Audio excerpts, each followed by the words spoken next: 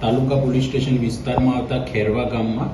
તારીખ 13/7ના રોજ એક બનાવ બનેલો હતો, જેમાં રમેશભાઈ પટેલ નામના વ્યક્તિએ પોતે મહેસાણા ક્રેડિટ સોસાયટી એમના જે ગામની અંદર જે ઓફિસ છે એની અંદરથી પોતે લોકરમાંથી દાગીના અને રોકડ રકમ લઈ અને બહાર નીકળતા તેઓને રસ્તાની અંદર રોકી અને બે અજાણ્યા ઈસમોએ બાઇક ઉપર આવી અને તેઓને હાથના ભાગે છરી મારી અને આંખમાં મરચું ભભરાવી તેમની પાસેથી આ દાગીના અને રોકડ લૂંટીને લઈ ગયેલા હોવાની પોલીસ સમક્ષ પોતાની રજૂઆત આપેલી હતી, જે બાબતે પોલીસે જેના રેલેવન્ટ સેક્શન્સ છે એના હેઠળ ગુનો દાખલ કરેલો હતો અને અમારી જિલ્લા એલસીબીની ટીમ અને મહેસાણા તાલુકા પોલીસ સ્ટેશનની ટીમ પોતે પીઆઈની અધ્યક્ષતાની અંદર અનેક એંગલ ઉપર આની અંદર તપાસ કરી રહેલી હતી, જેમાં સૌથી પહેલાં સીસીટીવી ફૂટેજીસની તપાસ કરવામાં આવેલી હતી. રસ્તાની અંદર ગામની અંદર આવવાના અને જવાના જેટલા પણ રસ્તા છે ત્યાં જે રૂબરૂ નજરે જોનાર સાક્ષીઓ વિશે પણ પોલીસે તપાસ કરેલી હતી અને સઘન ઊંડાણપૂર્વકની તપાસ બાદ જે હકીકત ધ્યાન પર આવી તેમાં એવું જાણવા મળેલું હતું કે આ રમેશભાઈ પટેલે પોતે જ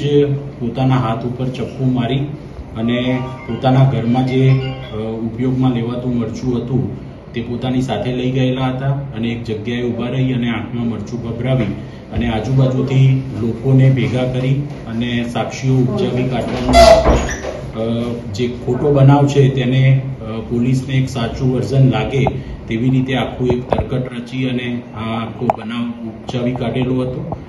પોલીસે આ બાબતે ડિટેલમાં જ્યારે ઇન્વેસ્ટિગેશન કર્યું ત્યારે ઘણી બધી બાબતો એવી હતી કે જે ડે 1થી એમની જે રજૂઆત હતી ત્યારથી જ પોલીસને શંકાસ્પદ લાગેલી હતી. સૌથી પહેલાં જે ચાકુ જે મારવાની એમણે વાત કરેલી છે એ ચપ્પુ જે એંગલથી અને જે રીતે વાગેલું છે તે જોતાં જ પોલીસને લાગતું હતું કે આવું કોઈ જાણીતા જે વર્ષોથી આવી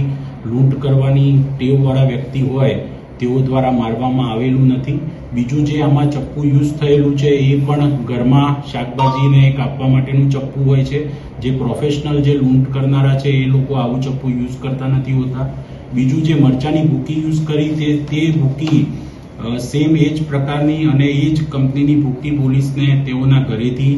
મળી આવેલી હતી, એટલે એ બાબતે પણ તેમની પૂછપરછ પોલીસે હાથ ધરેલી હતી. ગામની અંદર જે સમયે બનાવ બન્યો ત્યારે ગામમાં આવતા અને જતા કોઈ પણ એવા વ્યક્તિનું આવી વ્યક્તિઓ ત્યાંથી પસાર થયેલી હોય કે ત્યાંથી નીકળેલી હોય તેવી બાબતને સમર્થન મળતા કોઈ જ એવા નજરે જોનાર સાક્ષીઓ મળી આવેલા ન હતા અને સીસીટીવીમાં પણ આવી રીતનું આગળ પાછળનું વર્ણન જે એમનું હતું તે મુજબની કોઈ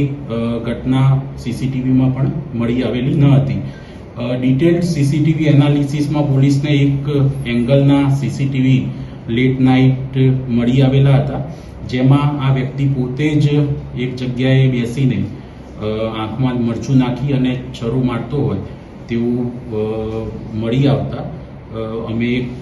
આના નિષ્કર્ષ ઉપર પહોંચ્યા હતા અને ત્યારબાદની એમના ડિટેલ ઇન્ટ્રોગેશનમાં તેઓએ પોતે પણ આ વસ્તુ કબૂલે. જ્યારે ડિટેલ ઇન્ટ્રોગેશન કર્યું ત્યારે જાણવા એવું મળેલું હતું કે તેઓના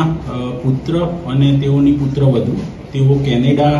વસવાટ કરે છે અને તેઓને કેનેડા મોકલવા માટે તેઓએ 50 લાખ રૂપિયા ક્યાંકથી ઉછીના લઈ અને જે તે વખતે એમને મૂકેલા હતા. તેઓ લાટીનો ધંધો કરતા હતા અને તેમાં તેમને નુકસાન ગયેલું હતું, એટલે તેઓએ નુકસાન ભરપાઈ કરવા માટે થઈ અને તેઓની જે પુત્રવધુ છે તેના દાગીના બારોબાર વેચી કાઢેલા હતા અને એ નુકસાન ભરપાઈ કરેલું હતું. હવે ટૂંક સમયની અંદર થોડા દિવસો પછી એમના પુત્ર અને પુત્રવધુ કેનેડાથી પાછા ફરીથી ગામમાં આવવાના હતા અને તેઓને ડર હતો કે જ્યારે પુત્રવધુ પોતાના દાગીના માંગશે અથવા તો જોવા જશે ત્યારે આ દાગીના મળી આવશે નહીં તો તેઓ શું જવાબ આપશે. તો આ બાબતને ધ્યાનમાં રાખી અને તેઓએ એક લૂંટનું તરકટ રચ્યું હોવાનો ગુનો દાખલ થયો છે. કોઈ પણ ઇન્વેસ્ટિગેશન જ્યારે પોલીસ કરતી હોય ત્યારે એક એફઆઈઆરના આધારે આપણે ઇન્વેસ્ટિગેશન શરૂ કરતા હોઈએ છીએ, પણ એફઆઈઆરમાં ક્યારેય પણ આપેલા તથ્ય છે એ ચાર્જશીટમાં એ જ તથ્ય હોય એવું જરૂરી નથી. અનેક આપણે કિસ્સાઓ જોઈએ છે કે જેની અંદર જે ફરિયાદી હોય એ જ આરોપી તરીકે પ્રસ્થાપિત થતા હોય છે, અને આ કેસમાં પણ સિમિલર એ જ રીતે અમે ફરિયાદીને જ પોતે આરોપી છે તેવી રીતે બતાવી અને બી સમરી વિથ પ્રોસિક્યુશનનો રિપોર્ટ આગળ કરીશું. એવો બેંકની અંદર આખું પોતે એક સ્ક્રિપ્ટેડ જે આખી સ્ક્રિપ્ટ બનાવી અને એ મુજબ જ તેઓએ વર્તન કરેલું હતું કે જેથી કરી અને તેઓ ઉપર અન્ય કોઈ શંકા ના જાય, અને તેઓએ બેંકમાં જઈ અને બહાર નીકળ્યા અને આજુબાજુથી બૂમો પાડી અને સાક્ષીઓ પણ ઊભા કરવાનો પ્રયત્ન કર્યો. ના, ફેમિલી મેમ્બર કોઈ જોડાયેલું હોય તેવી હજુ સુધી અમને કોઈ